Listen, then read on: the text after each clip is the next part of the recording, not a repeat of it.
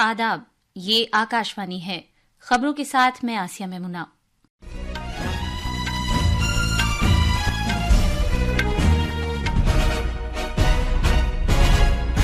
वजीर आजम नरेंद्र मोदी ने महाराष्ट्र के अकोला में एक रैली से खिताब किया है। उन्होंने कहा कि उनके तीसरे दौरे हुकूमत में करोड़ों रुपए के कई तरक्याती प्रोजेक्ट शुरू किए जा चुके हैं, जिनमें महाराष्ट्र के लिए बहुत से बुनियादी ढांचे के प्रोजेक्ट भी शामिल हैं। उत्तराखंड आज अपने कयाम के 25 साल पूरे कर रहा है। वजीर आजम और नायब सदर जमहूरिया ने इस मौके पर अवाम को मुबारकबाद दी है। पाकिस्तान के बलूचिस्तान में कोयटा रेलवे स्टेशन पर एक धमाके में 24 अफराद के हलाक और 40 से ज्यादा के जख्मी होने की खबर मिली है। कतर के शहर दोहा में भारत के पंकज एडवाणी IBSF आलमी बिलियर्ड्स चैंपियनशिप के फाइनल में पहुंच गए हैं। भारत की मर्दों की हॉकी टीम के कप्तान हरमनप्रीत सिंह और गोलकीपर PR श्रीजेश को ओमान में 2024 के लिए साल के अवार्ड से सरफराज किया गया है। अब खबरें तफसील से। वजीर आजम नरेंद्र मोदी ने महाराष्ट्र में अंकोला में एक रैली से खिताब किया है। उन्होंने कहा कि उनके तीसरे दौरे हुकूमत में करोड़ों रुपए के कई तरक्याती प्रोजेक्ट शुरू किए जा चुके हैं, जिनमें महाराष्ट्र के लिए बहुत से बुनियादी ढांचे के प्रोजेक्ट भी शामिल हैं।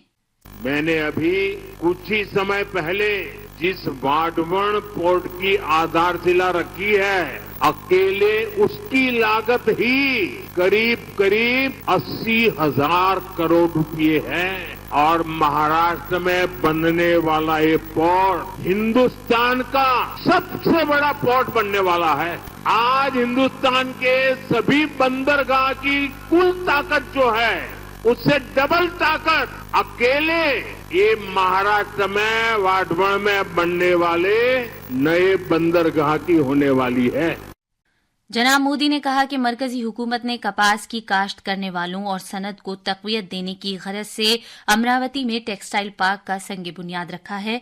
उन्होंने कहा कि टेक्सटाइल पार्क से कपास की काश्त करने वालों की खुशहाली की राह हमवार होगी। उन्होंने विदर्भ खित्ते के अकोला में पहले चुनाव जलसे से खिताब करते हुए इस खित्ते में आबपाशी के प्रोजेक्टों की अहमियत को उजागर किया। उन्होंने ये भी कहा कि महाविकास अघाड़ी सरकार ने देवेंद्र फडणवीस सरकार के अहम आबपाशी प्रोजेक्टों पर अमल रोक दिया था। महायुति इत्तेहाद के फिर से इख्तिदार में आने के बाद कई प्रोजेक्ट दोबारा शुरू किए गए।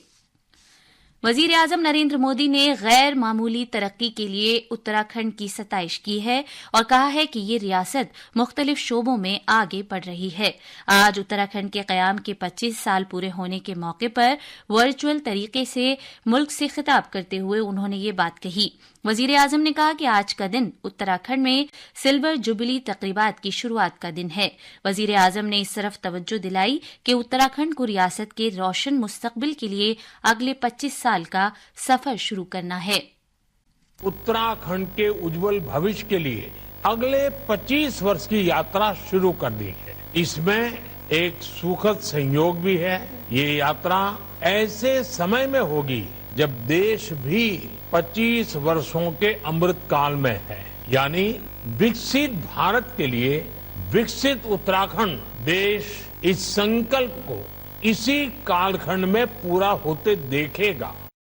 वजीर आजम ने कहा कि मरकजी सरकार रियासत की तरक्की के लिए हर मुमकिन मदद दे रही है।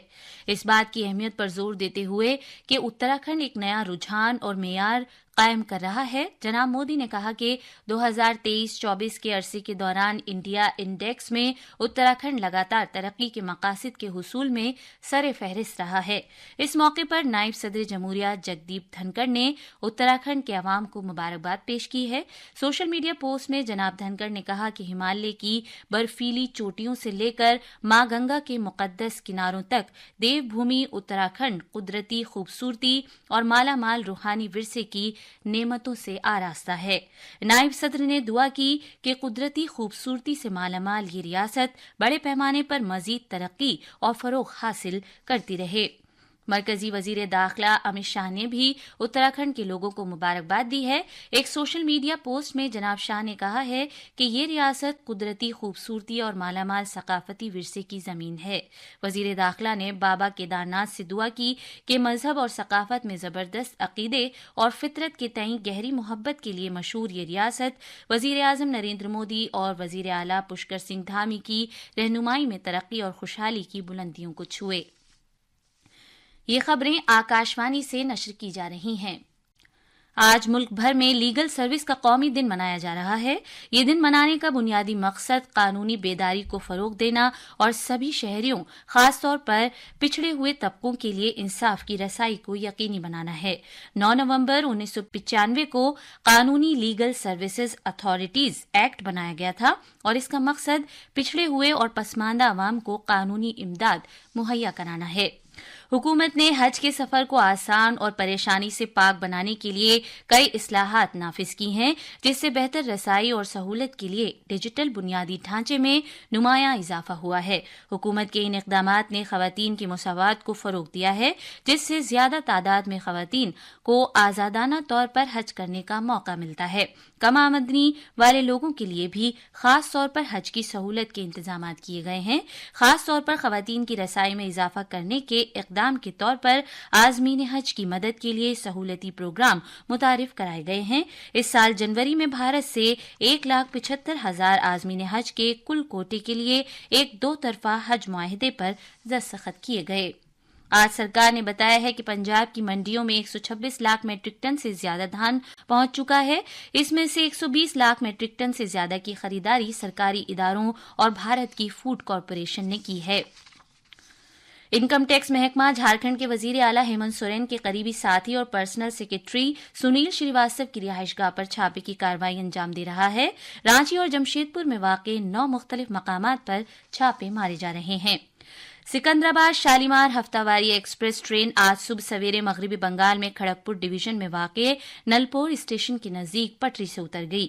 جنوبی وسطی ریلوے SCR کے حکام نے ہمارے نمائندے کو بتایا ہے کہ شالیمار ایکسپریس کی ایک پارسل وین اور 2 ڈبے پٹری سے اتر گئے، تاہم اس واقعے میں کوئی جانی نقصان نہیں ہوا اور نہ ہی کوئی بڑا نقصان ہوا ہے۔ فیروز آباد ضلع میں آگرہ لکھنؤ ایکسپریس وے پر ایک بس کے کھڑی گاڑی سے ٹکرا جانے کے بعد کم سے کم 5 افراد ہلاک اور کئی دیگر زخمی ہو گئے۔ پاکستان میں بلوچستان صوبے کے کوئٹہ ریلوے اسٹیشن کے پاس ایک دھماکے میں کم سے کم 24 افراد ہلاک اور 40 سے زیادہ زخمی ہو گئے۔ خبروں میں کہا گیا ہے کہ جس وقت یہ دھماکہ ہوا یہ ریل گاڑی پشاور روانہ ہونے والی تھی۔ یہ ریل گاڑی کوئٹہ سے پشاور جا رہی تھی۔ پولیس اور امدادی کارکن موقع پر پہنچ گئے ہیں۔ ایک ہفتے پہلے مغربی پاکستان میں لڑکیوں کے ایک اسکول کے پاس بم پھٹنے کے واقعے کے بعد یہ حادثہ ہوا ہے۔ سڑک ٹرانسپورٹ اور شاہراہوں کے وزیر مملکت ہرش ملہوترا اور BJP کے اراکین پارلیمنٹ منوج تیواری اور بانسری سوراج نے آج نئی دلی میں رن فار انکلوژن میراتھن کو جھنڈی دکھا کر روانہ کیا۔ بلیارڈز میں قطر کی راجدھانی دوحہ میں IBSF عالمی بلیارڈز چیمپئن شپ کے فائنل میں بھارت کے پنکج اڈوانی اور انگلینڈ کے رابرٹ ہال کے درمیان مقابلہ جاری ہے۔ پنکج اڈوانی نے کل سیمی فائنل میں اپنے ہم وطن کھلاڑی سوربھ کوٹھاری کو 4-2 سے شکست دی تھی۔ بھارت کی مردوں کی ہاکی ٹیم کے کپتان ہرمن پریت سنگھ کو 2024 کے لیے سال کا FIH پلیئر اور سابق گول کیپر PR سریجیش کو ایوارڈ دیا گیا ہے۔ ان دونوں کو کل عمان میں FIH کی 49ویں کانگریس میں یہ ایوارڈ دیا گیا ہے۔ انعام یافتگان کو ماہرین کے پینل، قومی ہاکی انجمن، شائقین اور میڈیا نے ووٹنگ کے ذریعے منتخب کیا تھا۔ آخر میں خاص خبریں ایک بار پھر۔ وزیر اعظم نریندر مودی نے مہاراشٹر کے اکولا میں ایک ریلی سے خطاب کیا ہے۔ انہوں نے کہا کہ ان کے تیسرے دور حکومت میں کروڑوں روپے کے کئی ترقیاتی پروجیکٹ شروع کیے جا چکے ہیں، جن میں مہاراشٹر کے لیے بہت سے بنیادی ڈھانچے کے پروجیکٹ بھی شامل ہیں۔ اتراکھنڈ آج اپنے قیام کے 25 سال پورے کر رہا ہے۔ وزیر اعظم اور نائب صدر جمہوریہ نے اس موقع پر عوام کو مبارکباد دی۔ پاکستان کے بلوچستان میں کوئٹہ ریلوے اسٹیشن پر ایک دھماکے میں 24 افراد کے ہلاک اور 40 سے زیادہ کے زخمی ہونے کی خبر ملی ہے۔ قطر کے شہر دوحہ میں IBSF عالمی بلیئرڈز چیمپئن شپ کے فائنل میں بھارت کے پنکج اڈوانی اور انگلینڈ کے درمیان مقابلہ جاری ہے۔ भारत की मर्दों की हॉकी टीम के कप्तान हरमनप्रीत सिंह और गोलकीपर प्री आर श्रीजेश को ओमान में 2024 के लिए साल के अवार्ड से सरफराज किया गया है। इसके साथ ही खबरों का ये बुलेटिन खत्म हुआ।